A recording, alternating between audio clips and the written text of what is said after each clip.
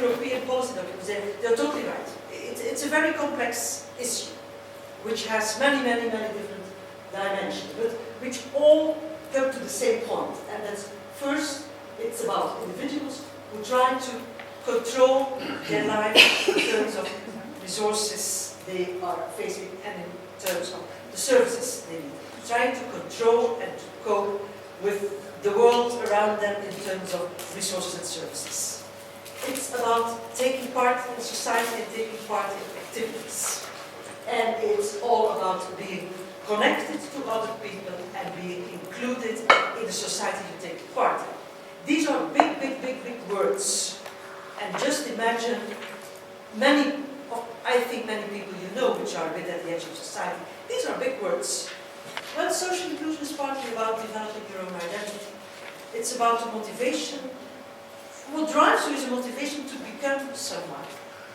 You have hopes, everyone has hopes, everyone has dreams. You want to fulfill them. So it's part of developing your own identity in who I am and who I'm standing for, and at the same time developing self-confidence. Being someone different, being unique and having confidence in being unique. At the same time, it's also about the relation between yourself as an identity and your environment. That's what they call social identity. You develop your identity partly of your relations with the environment. So it's also about being a person related to others. At the same time, social inclusion is on the functional level. It's about being able to do some things, about being able to read and write, to do your administration, to read letters, just name it. For us, very normal, easy daily activities. For many people in life, not so common, not so easy. So it's about the functional aspects of life, but also the emotional ones. As you can imagine, that identity has also a very important emotional side. It really affects society.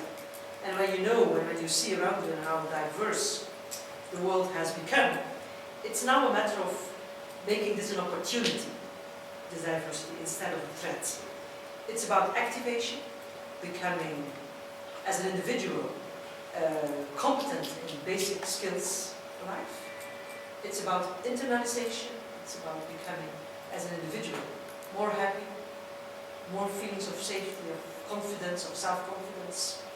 It's about participation, participating in society, and especially in neighborhood, starting with participating in the close neighborhood. And it is about feeling connected, which is not precisely the same as participating. Participating is often the start of connection and the other way around. So this is what social inclusion in this EDAM project it's about. It's about acting, about helping people to become activated, internalized, connected and participative in society. This is how we define social inclusion. How to find an entrance to define factors within, elements within adult education that might be powerful in predicting increased social inclusion. What does really help? How do you have to organize training programs in order to enhance the transfer happens to their daily job, so there is a change in their performance on the job? The core goal of education is not that at the end of the day they can reverse what you have been helping them to acquire, but that they can use it in a functional, emotional way. For adult education is that they can use it in their daily life to have a better life. So the transfer issue is a very important one, and that's why we took this perspective.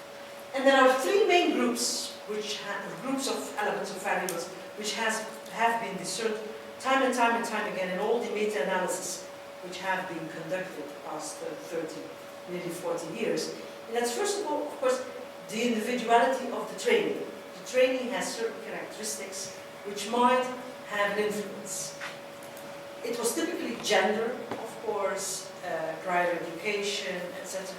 But also the circumstances in which persons live. For example, which function he takes up in an organization, which kind of organization he is working in, what's the learning climate and what's the work climate within the organization. So many different variables which are related to the individual, how he perceives it. That's one part, training characteristics. A second group of variables which has been studied quite in depth is the design of the training program. After the 80s and the 90s, not a lot of research has been done on the influence of training design. So new insights within learning sciences and new developments within business on how to organize work have not yet been included fully in the research on transfer of training. And it's only the last 5 years, and I had some PhDs on this topic of transfer of training, who have been including different design principles to look in a different way to how you can support learning.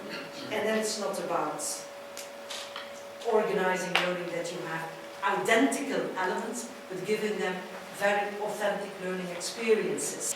The last one is the work environment.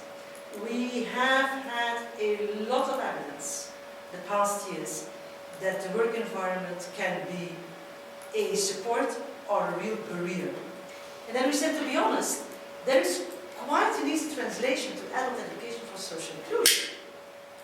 Because, of course, you have a very diverse group here, with learners, participants who are very, very different in backgrounds. So surely this will influence how they interact with each other and how they learn during the training program, and how it will surely affect the results of your adult education.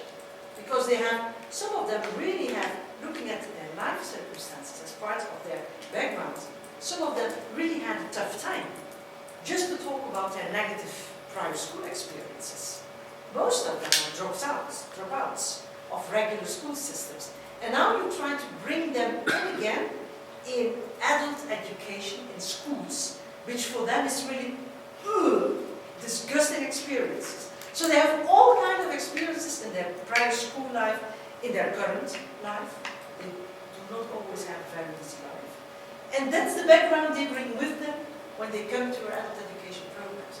You can imagine it has an influence, probably even more than in the training program for high talented managers.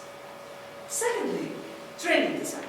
It's clear that when you look at adult education programs today, it's very, very different from adult education programs 20 years ago. And to be even honest, they are far ahead from regular primary and secondary education in terms of how interactive, how authentic they organize their learning environments. And when you have the chance to visit School of Koen, you will see what I mean. Really, big, big, big changes, and really, really a different way of how you deal with adults and learning. So this is in a nutshell all the theoretical thinking and all the theoretical frameworks we have been using to develop the research we have been developing. And this ended up in these kind of predictors we have been using in the research. So we looked at how self-directed are those learners, because when you look at how adult education is designed today, you ask initiative from the learner himself. So you ask him to direct his own learning and even his own life. That's quite a challenge for many people. We look at their life circumstances, their personal life circumstances, barriers they experience with respect to learning. This is about their prior school learning experiences. What about upbringing? What is their role in upbringing? What is their role in care? What about work and work circumstances? To have as broad as possible view on who is this person and what kind of background and history does he bring with him when he participates in adult education. With respect to the design of the program, we look at the support of the teacher, because the teacher really plays a quite important role, as we could see in adult education. And we look at how the learning contents and how the learning activities are organized. From the starting point of communication, interaction, bringing their life into the classroom and using daily life experiences as examples to work on and to learn and to take next steps. And for the life environment, we looked at, do people really have the opportunities to use what they have learned? When you have learned to read and write and you come home and family does not accept you to read the letters, which right? Well, this is what happens. So do they really have possibilities to use what they have learned? And to what extent, and that's one step more, is the environment supportive in accepting you as a new identity? These are the predictors we have been focusing upon and looking for.